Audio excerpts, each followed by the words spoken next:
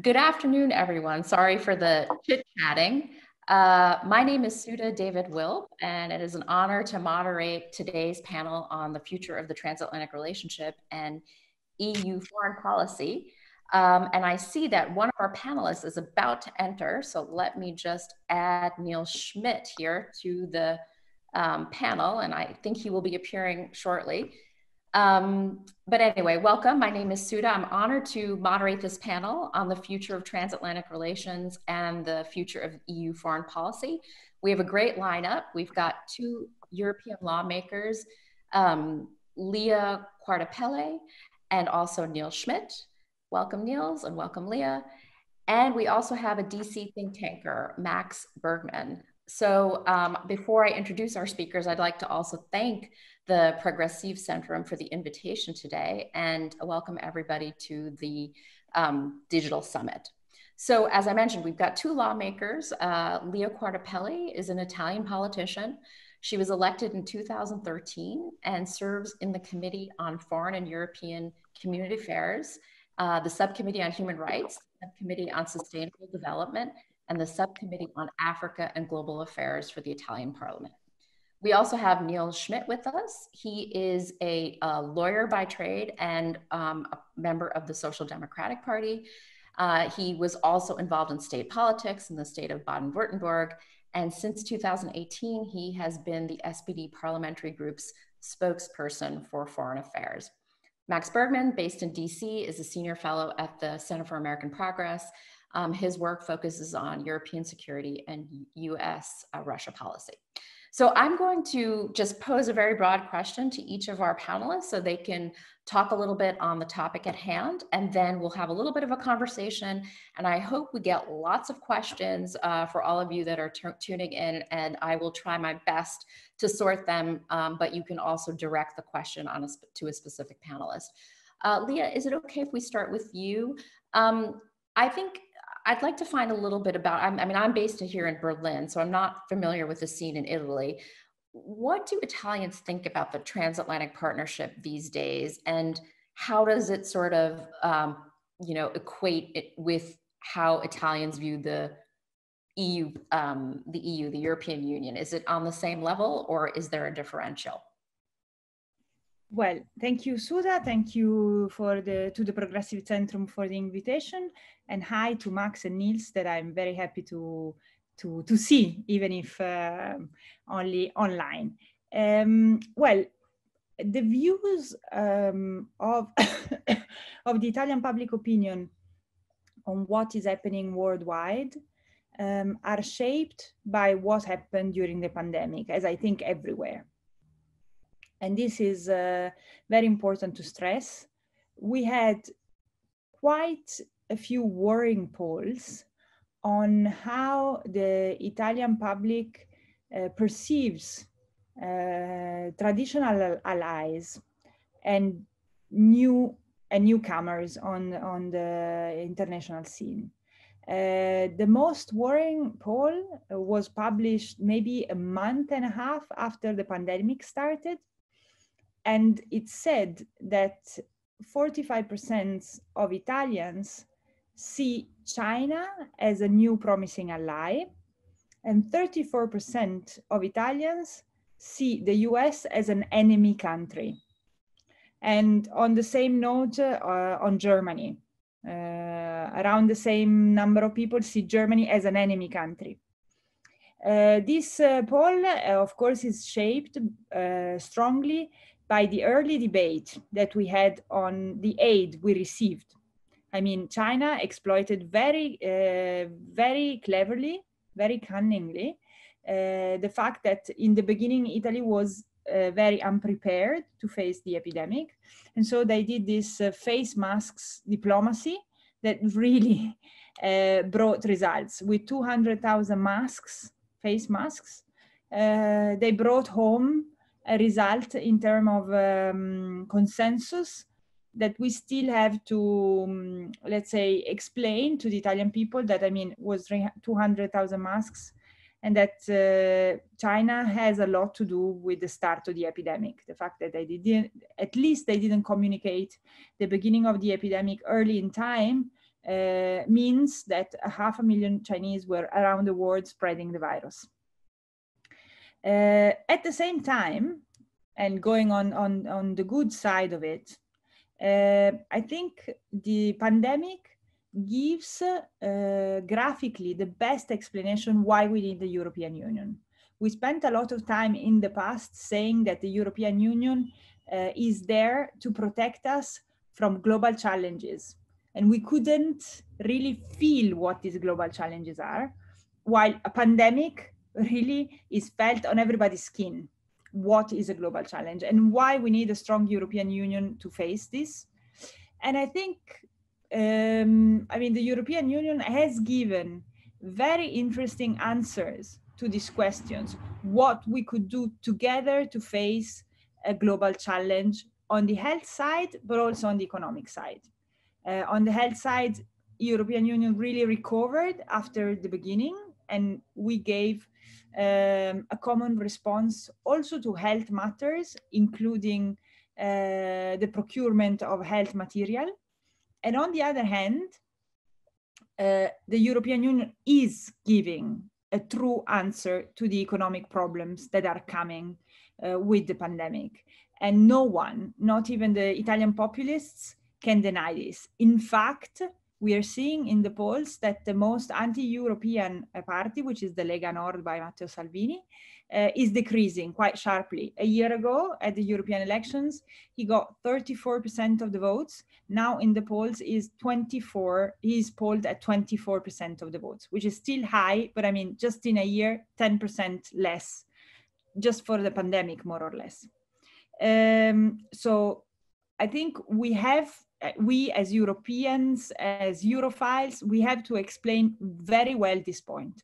The second point I want to make has to do with the transatlantic relations. I think that at the end of the pandemic, we will draw a line and we say democracy or autocracy have fared better in dealing with the pandemic. And we will evaluate this. And this is a big issue for the transatlantic relationship, because on the other side of the Atlantic in the US, unfortunately, the Trump government doesn't seem very able to cope with the pandemic, at least with the health results, with the health problems of the pandemic. On this, I think we have to work better to explain to the Italian public why a democracy can correct itself. We can make mistakes. In Italy, many levels of government, the central government, the regional government have made mistakes. We were the first. But in a democracy, you can acknowledge the mistakes and you can correct the mistakes. Well, in an autocracy, you can just drive the narrative. That's it. You can try to tell that the situation is not as complicated as it seems, but people have to be convinced. So I think this thing of democracy will be a big test for the future of the transatlantic relationship and how we can in the future deal with the US and Europe from Italy. Thank you, Lia. Just one quick follow-up question before I move to Nils. I thought it so interesting that the Italians view Germany also with skepticism, right? In when we get to Nils, we'll talk a little bit about who the countries here that are a negative light, namely China, United States, Russia. But now that there is a move on the part of Germany to consider issuing mutual debt and helping EU countries recover, do you think that shift might change in Italy now that they're seeing that Berlin is willing to jointly work with countries on a recovery program through the EU? I think it is. I think it is shifting. Actually, the problem, the country with which we've been in competition more is not Germany, but it's France. And I think the alliance that we forged with France in order to drive home the results of the European Recovery Plan are actually taking water away from the pond of populists that have played a lot on the contraposition with Macron, Salvini-Macron, or 5 stars against Macron. I mean, the fact that France really was on the same side is helping. And I think, I mean, in the end, Germany seems like a good father of Europe, or a good mother of Europe, better. And this will remain in the conscious of the public. Thanks, Lia. Nils, talking about alliances, you know, traditionally Germany has had 2 pillars or 3 pillars, and 2 of the 3 relate to the United States and, of course, relations within the European Union. It was 2 years ago that Chancellor Merkel gave the infamous beer tent speech talking about how Europe now has to sort of take things into its own hands in light of Brexit, and also moves on the part, or a new president in the United States. Do you think this still holds true, Nils, when it comes to the transatlantic relationship, and how does that relate to what's going on right now in Berlin and its view on the European Union? Yes, it is indeed. The transatlantic relationship is in dire straits, and when it comes to US-German relations, I guess it's even worse. And this has not so much to do with the pandemic. Also, although the bad crisis management by Donald Trump compounded the impression that the US government is just incapable of really managing matters. But the more important thing is the Trump presidency itself. I believe that many Germans are still much tuned to the personality of the incumbent US president.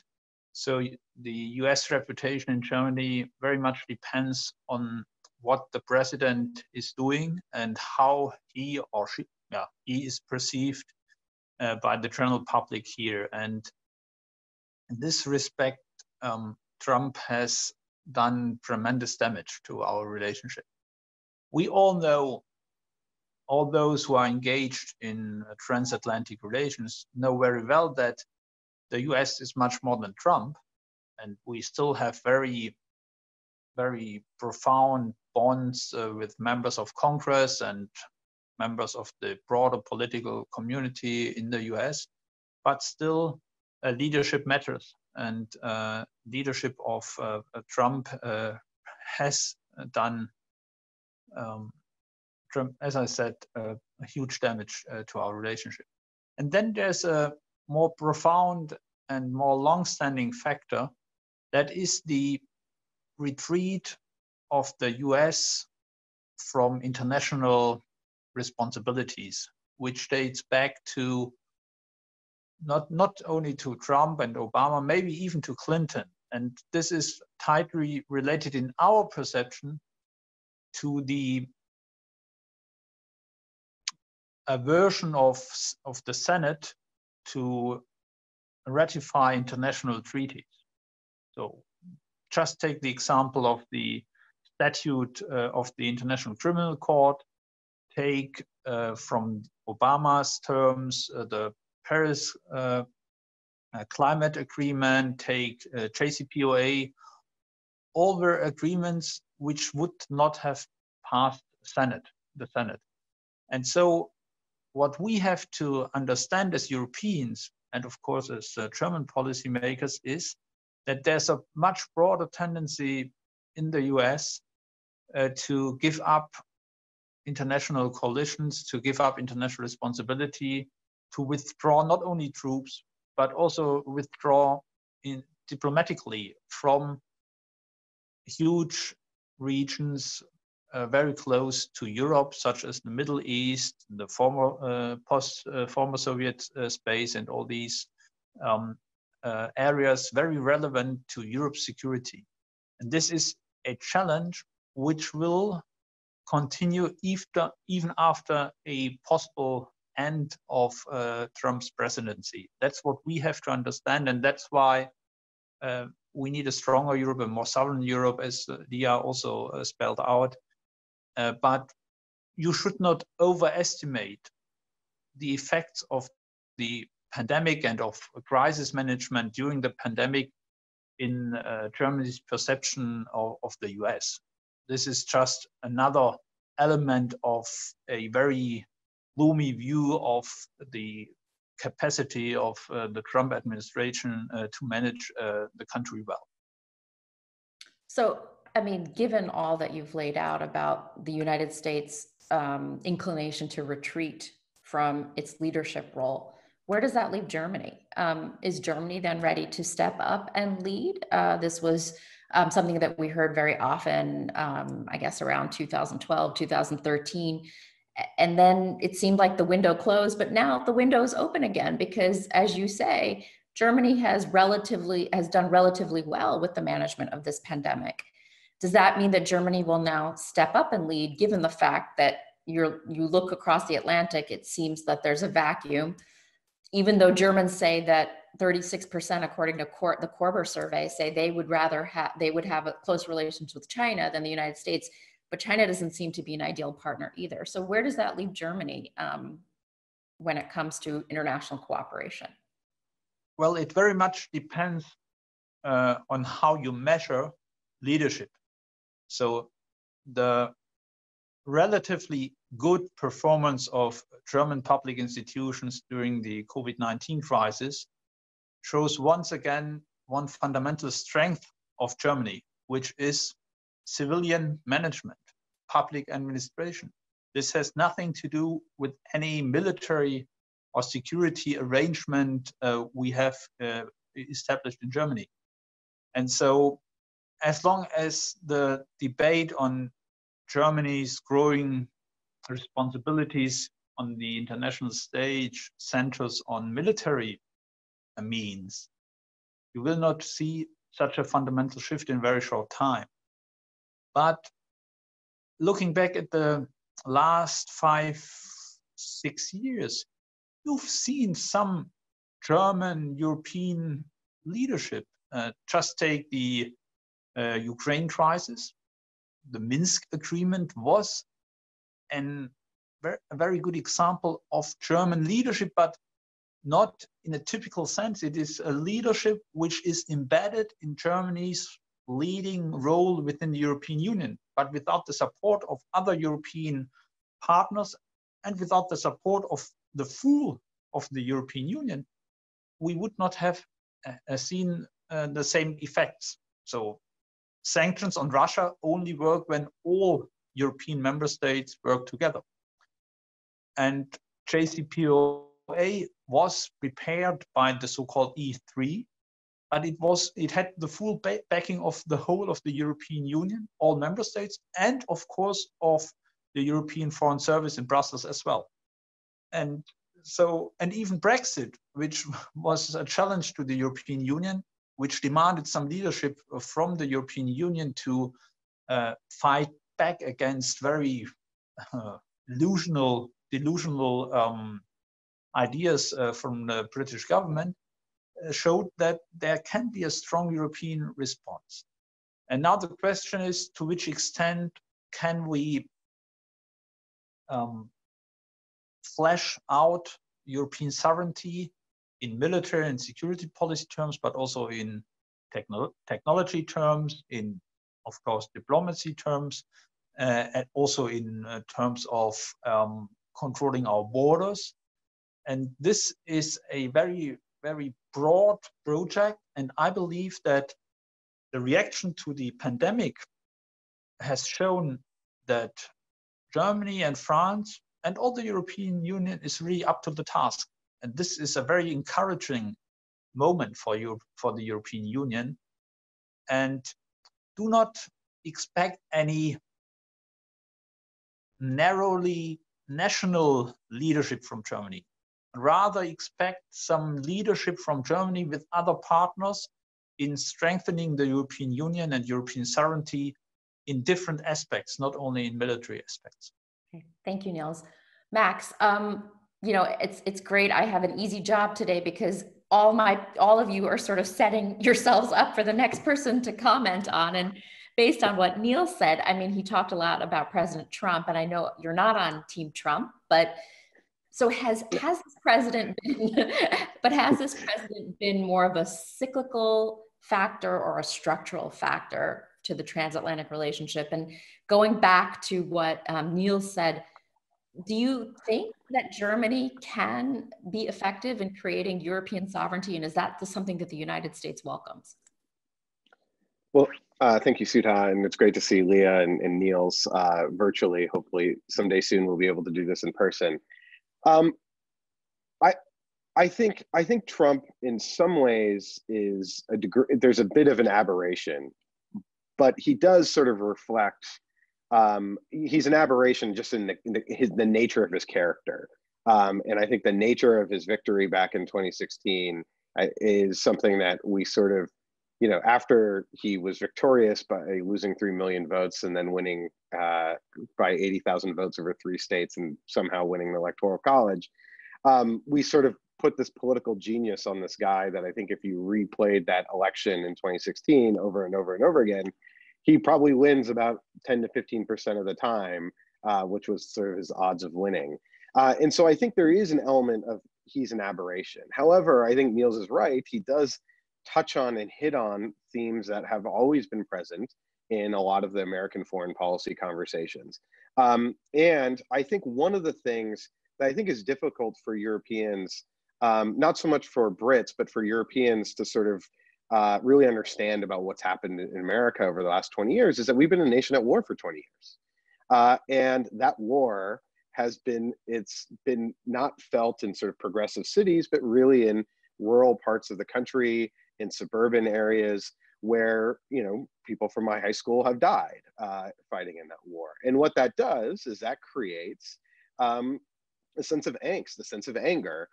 Then you combine that with an economic crisis after 2008, which was, I think, dealt with initially pretty well, and then, but there was no follow on, and the divergence and anger in kind of the non-urban parts of the country that are connected to the global economy is really ripe. And I think that we've seen a lot of that in Europe as well.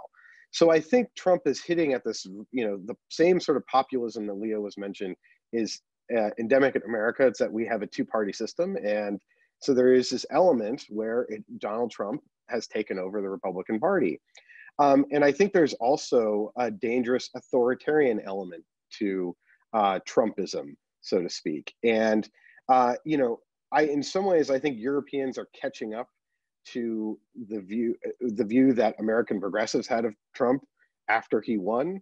If you go back and look at some of the articles that were in about the descent to authoritarianism, Masha Gessen wrote this great piece in New Yorker about what to watch for as America, you know, as America sort of gradually shifts towards a more illiberal future. And I think what we've seen over the last 4 years is that has gradually occurred. The attacks on the institutions have been really stark. And this is sort of a domestic analysis, but what we've seen, I think, in the protests that have erupted are that this election is absolutely pivotal. Trump is not only sort of incompetent in his ability to organize the US government, but he's also corrupt in the way that he does so. So that certain states, you know, when we saw the administering of certain aid, of PPE, of personal protective equipment, that was he was using it as sort of a political favor tool. And so I think this election is really pivotal. What has sort of shocked me about Europe, though, is if I went back 4 years ago, and if I were to sort of predict about where Europe would be right now, I would have said there's no way that Germany is going to allow its security to be dependent on the whims of Donald Trump. Because right now it's, you know, there's been very little movement on European defense, while there's been some upticks in defense spending, European readiness is really low. And right now, if there was a security incident, it's basically dependent on whether Donald Trump is committed to Article 5. And if I were a politician in Europe, I would have or a leader in Europe, I would have a real problem telling my public that, yes, our security is dependent on Donald Trump. And while I think, you know, the European strategy toward Donald Trump has essentially been to kick the can, to hopefully we can get through the next 4 years, look at some of the people that are there, the Jim Mattises, and there's adults in the room. Don't look at what Donald Trump says, look what America does.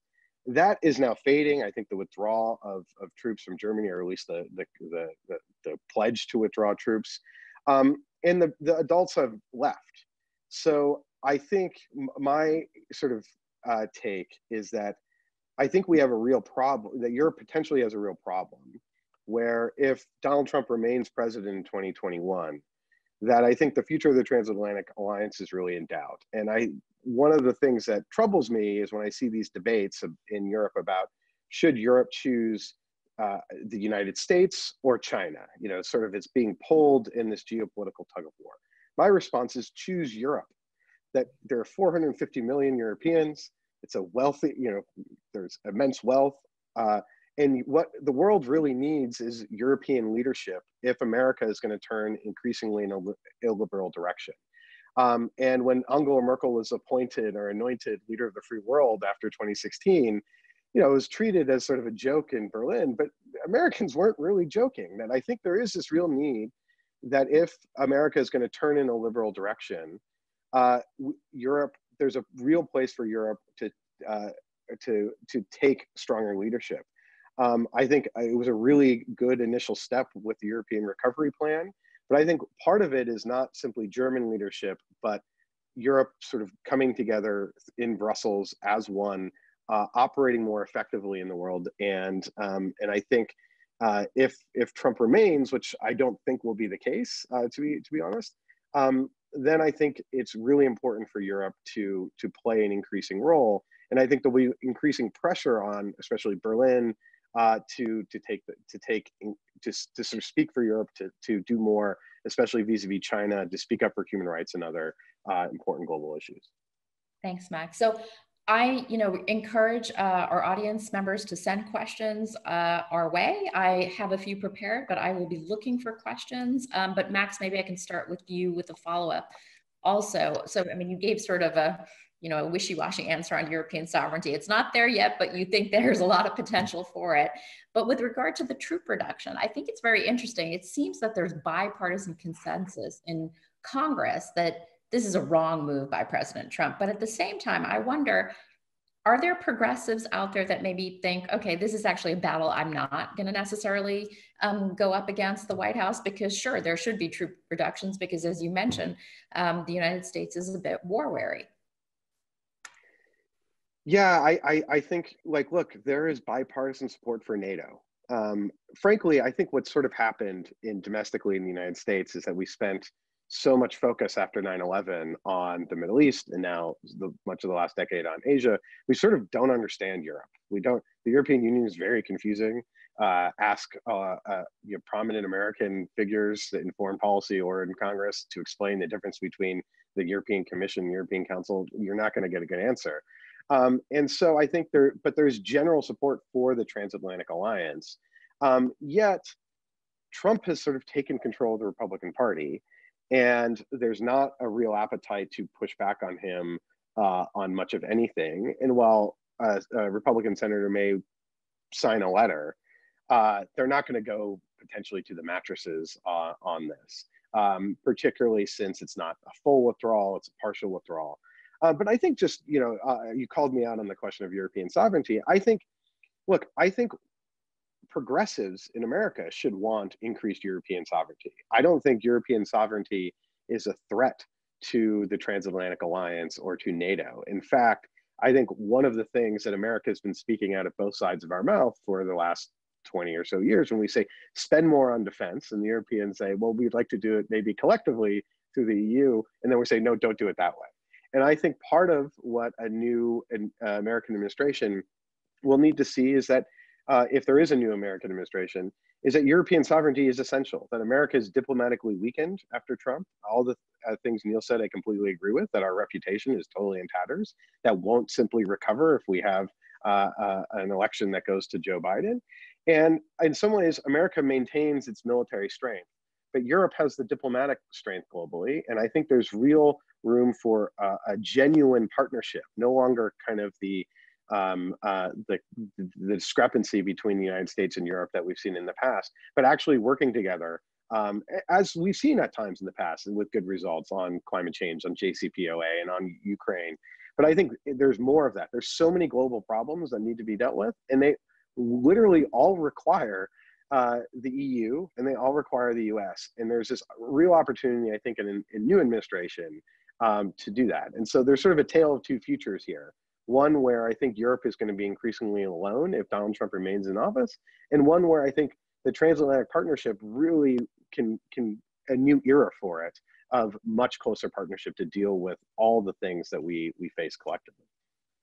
So Lia and Nils, what Max said about a potential win by Vice President Biden, do you think that will dramatically change perceptions here in Europe if there is a change in administration come November or come next year?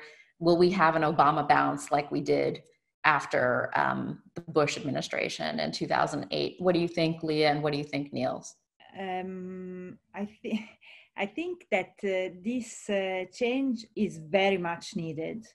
I was tempted to write a letter when there was still primary in the US to all the contendants of the primary, saying, do whatever you want, but please, we need a democratic president to come back on the world stage, because we really need a good and responsible United States of America in many scenarios of crisis. So certainly we need that. I think that politically, of course, it could be very different from Obama. Obama was change, was a new political era. It opened up the path for many leaders, and I include Italy, that spoke a different language. Of course, Biden would be a change of track completely, but it would politically be very different. I mean, if it happens, and I do hope that it happens, it will be like the adults go back into the room, which is a completely different atmosphere. And if it happens, it would set in motion a big rethinking of the results that populist forces and outsiders have done on the political stage. Of course, even Obama was an outsider, but it was a different kind of outsider. He was not somebody that wanted to trash the system. He was not somebody that spoke against competence or against evidence. And I mean, if Biden wins, it will start a big rethinking on these points that have been let's say the trademark of a new generation of populists that said, we don't need to be competent, we just need to be new, we just need to be in the room and the world will change. And to today, they haven't proved to be capable of managing things. Their refrain was, we are not slaves of anyone, and so we are free to do the real good, but they haven't been able to do so because politics is complicated. In this time is even more complicated. But Lia, may I ask so it takes the wind out of the sails for the populists here in Europe as well, but what does that mean for European sovereignty? If there is a Biden in the White House, if President Biden wins, does that mean that the idea of European sovereignty then falls to the wayside? Or do you think Europeans will realize, like Neil says, regardless of who's in the White House, we need to do our own housekeeping as well? I like when Neil speaks because he says many. We'll let him speak in a second again. Because he says many things that we are not used to hear from a German point of view. I like very much the way he puts forward ideas from Germany. I agree completely. There is two big continuity between Obama and Trump. One is on defense spending. Trump is saying in a very irky way that we have to step up our defense spending, but Obama was saying exactly the same, just in tones that we could hear and we could discuss on. And I'm not entirely clear that everybody in Europe is ready to accept this shift, but we have to do our homework. And I say this from a perspective of a left-wing party that have, as many left-wing parties have problems with defense spending. I think we have to step up on defense spending to be autonomous. Second, continuity between Obama and Biden, between Obama and Trump, is China.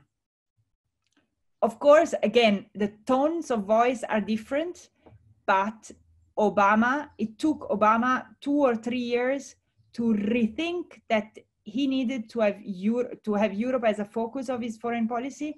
They started off with a shift towards the Asia Pacific. We have to understand this.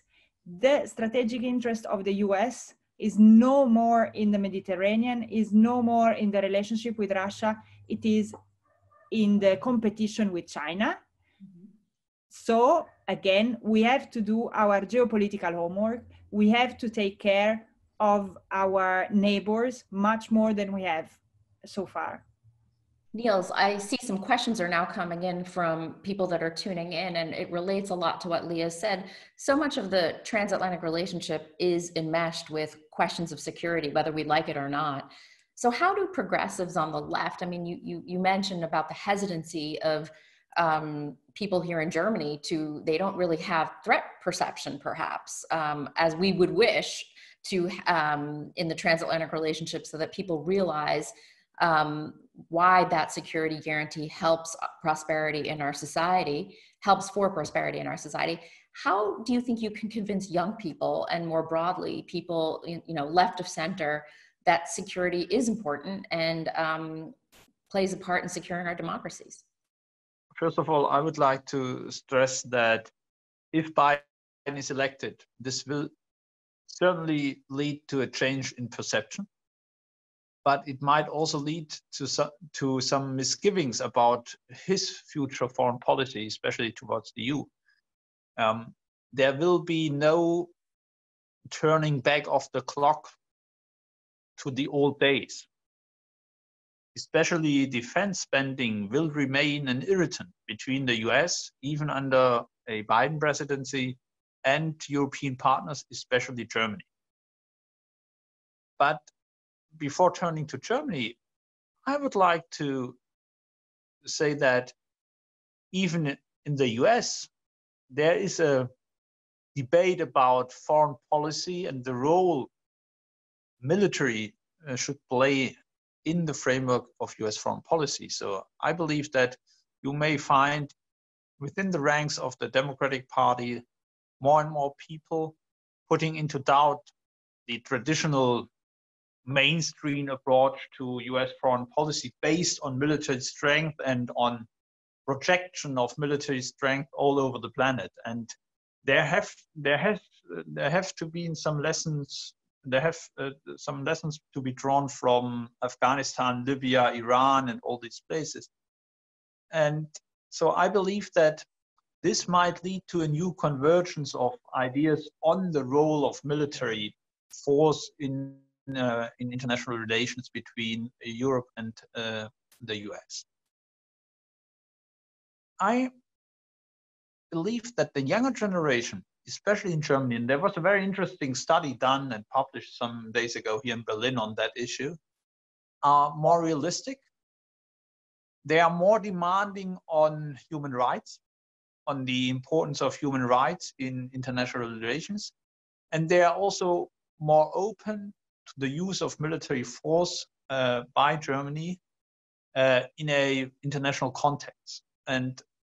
But this is a very fragile momentum, I would say, and it has to be related to a clear European perspective. So there will be no German military intervention anywhere. It will always be embedded either within NATO or within the European Union, and there will always be a demand for some UN sanction of any use of military force, or at least an international sanction, legitimization of that use of military force. And what I suggest would be to have European sovereignty as a pillar of NATO, but also as a capacity of the European Union to act on its own in certain cases, because you cannot rely on US military force or diplomatic clout in any instance. And this is a debate which has started in Germany and which will gain some traction, but we have to move on in a very cautious way. And it would help us if European partners, but also US partners, would not did not always insist on the military aspect of that. So we are well aware that we need military force under some circumstances, and we have to renew and modernize our Bundeswehr, our armed forces, that's for sure. But even in conversation with our French friends, they just always come to the point of, okay, what about the military? Please send in some troops. And this is not how we progressives should perceive foreign policy. And so we need a debate about different levels of action in international relations. And what we've seen on North Korea, on Iran, to a certain extent also on Afghanistan and on Ukraine, is that we need to combine US and European efforts, and these efforts cannot be limited to military intervention. But we need cooperation to bring forward or to push forward some of our common objectives. Europe can also do more on its own, but we are even more effective in attaining our objectives when we work together. And that's why I'm sorry to say that Trump is a lost cause for us, you know, and that's why it really depends on the outcome of the election in the US, to which degree US and the EU will cooperate in the future in the international arena. Max, I'm going to direct another question to you from a listener. And this basically connects with what Nils just related. Is there room for debates on transatlantic and European foreign relations that do not center around security? I mean, I think we're in the midst of a pandemic. Obviously, we see there are other threats out there that have ties to our security. But does the United States have that luxury? Because let's face it, even if Vice President Biden wins, you know, there are threats out there. There has been deaths on the Indian-Chinese border. There's a skirmish again now on the Korean Peninsula. Does the US have that luxury to look at sort of the non-bread and butter security issues moving forward? Oh, definitely. And, you know I start out my remarks talking about the lack of European defense spending. In my view, one of the problems of the transatlantic relationship is it's been over securitized, that it's been all about NATO and less about US-EU engagement. And that's largely from, you know, the United States. When we say we want to talk to the Europeans, we go to NATO. When the Europeans want to talk to Washington, they come to Washington. And so I think I think that's in part because the US just does, the EU, we're not in the EU, we sort of failed to understand it. And it's also, I think the post 9/11 era, the 9/11 era in the United States was, you know, what did we want Europeans to do? We wanted Europeans to spend more money on defense for burden sharing. And what is burden sharing? Because we were engaged in all these wars and we want you guys to help out. You know, those wars are now coming to an end. In fact, are almost at an end. And so to me, defense spending in Europe is much less of, will be much less of a focal point for transatlantic relations than they were. And to me, as a progressive, I think it's much more of an internal conversation for Europe. that defense spending is no longer about burden sharing, but it's really about European sovereignty. It's about Europe's ability, and I agree with Nils that this isn't about interventions in invading or intervening in Libya or Syria, but hard power is a missing component of the European Union, of Europe's ability to project strength in the world. There is a reason why the US, China, Russia are seen as sort of these great powers that we have to worry about, partly because of the military spending. And so I think there's an important defense component that's largely been neglected in Europe for a long time, in part because the US provided the security needed that meant that Europeans didn't really have to think about it too much, that it was US forces that would be there to sort of hold the line. But that said, I think this has been the major focus for too long. And there's so much work that we need to do together. Global health being one, but even just economic recovery. That if we're going to sort of disentangle supply chains with China, well, then what about commingling our supply chains together in a transatlantic way? When we think about climate change, the United States, if there's a change in government, has the potential to pass a major climate change bill. But even things like illicit finance, which has been critical to undermining democracy, is now seen as a major global threat. Well, that requires the US and Europe working together, not really through NATO, but probably through US and EU cooperation to look at banking regulations and other things like that. So there's a whole variety of issues that I think we need to work together. And China is another one where the US-European cooperation on how to handle a rising China. How do we speak out about Chinese human rights abuses towards the Uyghur population? Those things are issues where we should be synced up on. And so I think what we're looking at here is we need to actually, we have a security partnership through NATO. What we need is to rebuild the economic diplomatic partnerships that we formerly had. And so I think part of that goes with Europe doing a bit more on defense. And so I agree with Nils. I think this will continue to be an irritant. I see a new Biden administration potentially being at times frustrated with lack of European action. But I think there's a few areas where Biden, let me just quickly put this in, where Biden I think will be different than Obama. And it's in part, yes, Biden is in some ways a return to a different generation, an older generation than Obama. But not only is Biden sort of committed to the Transatlantic Alliance, and has always been, but there's a rediscovery in this sort of post 9/11 world of the importance of our diplomatic relationship with Europe, the importance of the Transatlantic Alliance. And so I think there's going to be a rediscovery in the Biden administration, of the US engagement in EU, both internally in the EU and with European countries. And Obama sort of said, we're going to leave Europe to the Europeans, and there was a pivot to Asia, and I think that will sort of shift. We're going to focus on China, but one of the ways we address China is by having a rock-solid transatlantic alliance, which makes us stronger vis-a-vis China, vis-a-vis other authoritarians. Okay, so I've got another question here, but I'm actually going to make it a little harder. I'm going to add my own clause to it. The question says, how can we engage larger parts of society in transatlantic conversations?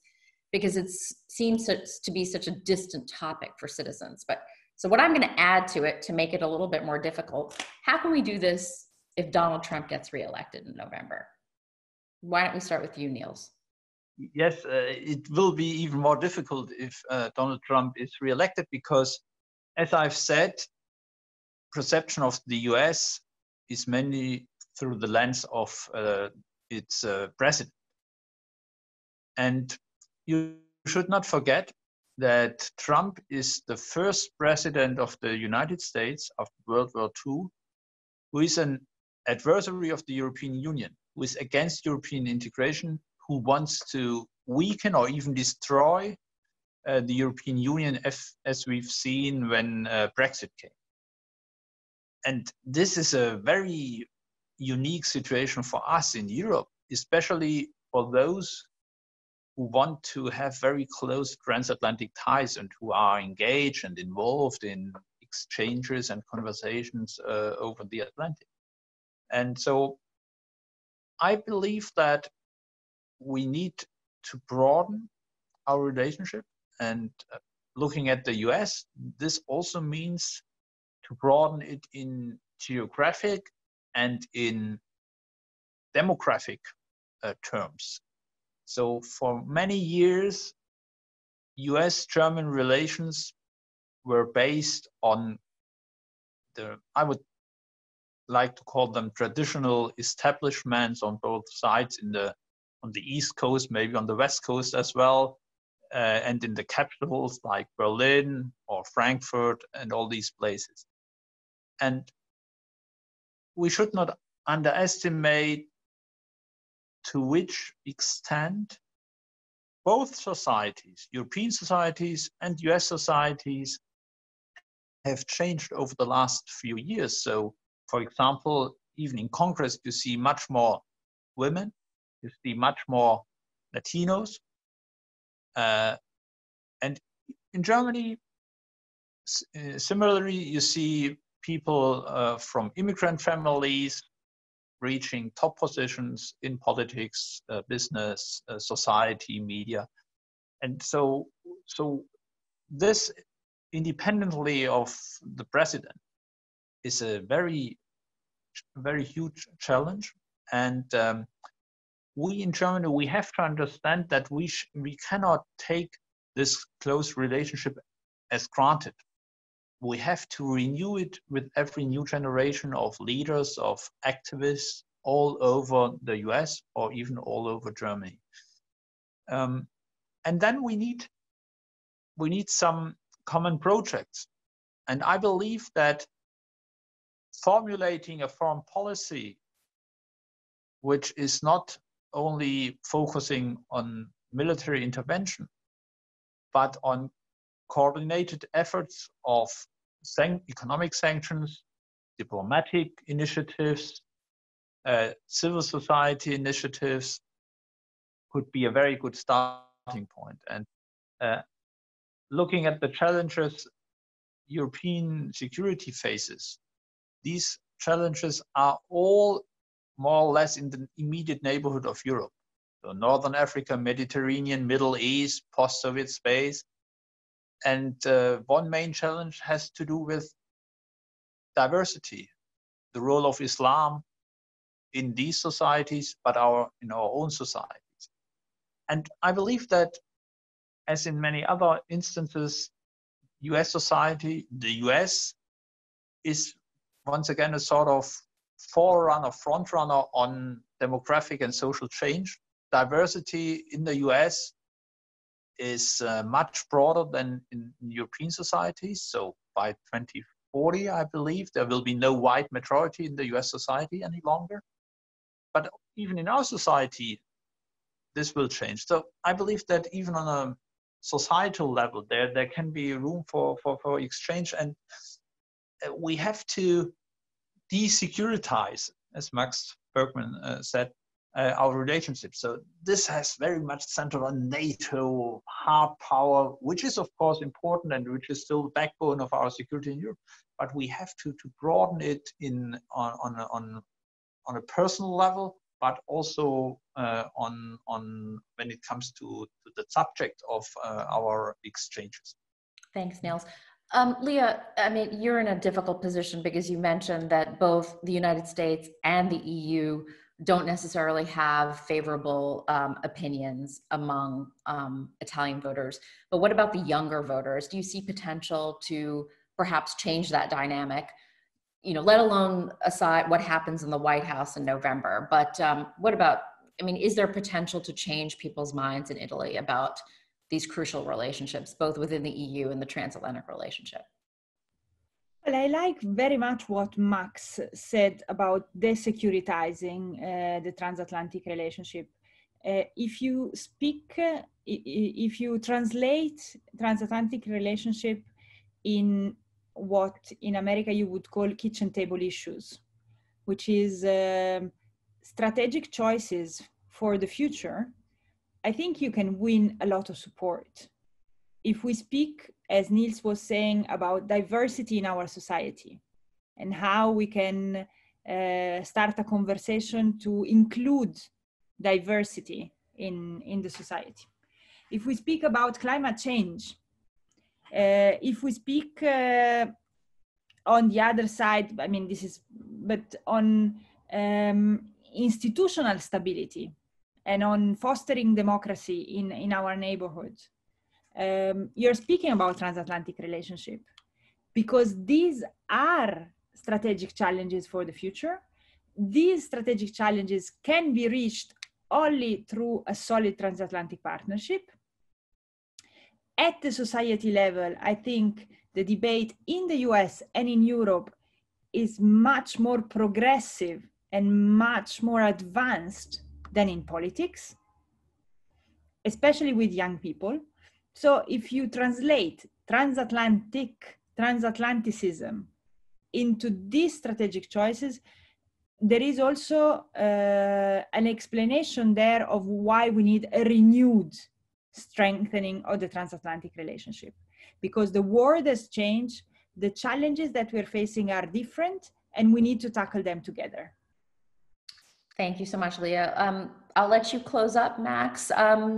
So, I mean, I saw you in Berlin last year. If President Trump wins again, what are you going to do on your next visit? What will you say about the transatlantic relationship?